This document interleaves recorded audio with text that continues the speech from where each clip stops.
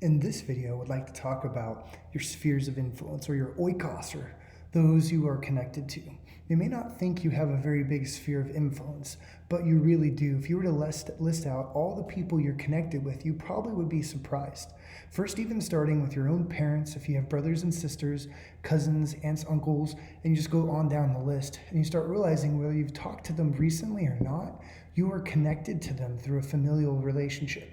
And then if you go a little bit broader and think about your neighbors and start thinking, well, how many neighbors do I have? Do I know them? Do I not? And if you don't know them, you should start getting to know them. And I'll explain why in a moment.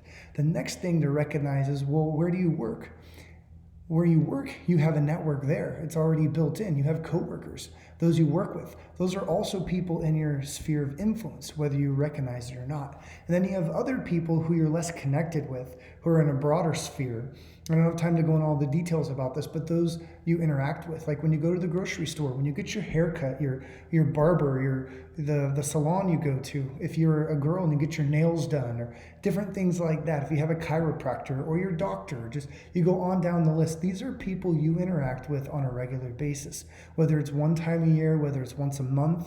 This is part of your sphere of influence. You might be a little less connected to them, but you're still interacting and you're still talking to them all the time. And it's important to recognize, by all the time, I mean regularly when you see them. And so what I mean by that is, in all of these spheres, you have the ability to be salt and light.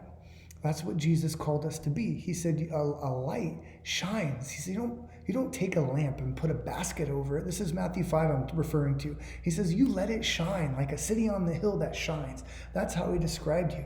And in fact, in Acts 1:8, Jesus said when the Holy Spirit comes upon you, he'll clothe you with power to be his witnesses.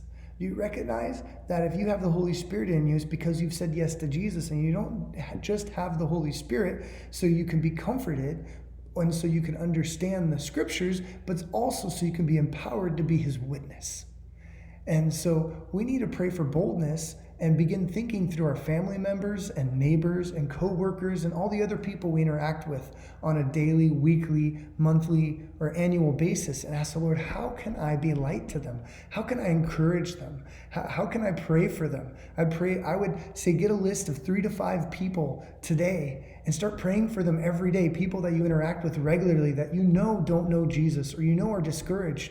And ask the Lord, how can I encourage them? How can I be Jesus to them? How can I share the gospel with them? What strategy do you have for them? Because there's a reason why you work, where you live where you live, and you are connected to the family of origin that you're in. It's so you can be a light to them. It's so you can show them Jesus. You might be thinking to yourself, well, there's no way they're going to believe.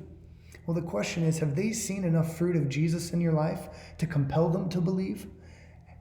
And before you answer that, you have to ask, have I really interacted with them? Have I been intentional with them? Because if you haven't been intentional with them, you haven't interacted with them, if you haven't thought about why you're connected to them, then maybe that's why they haven't seen the fruit in your life. And the other question you have to ask is, well, maybe I need to live differently when I'm around them so they can see Jesus.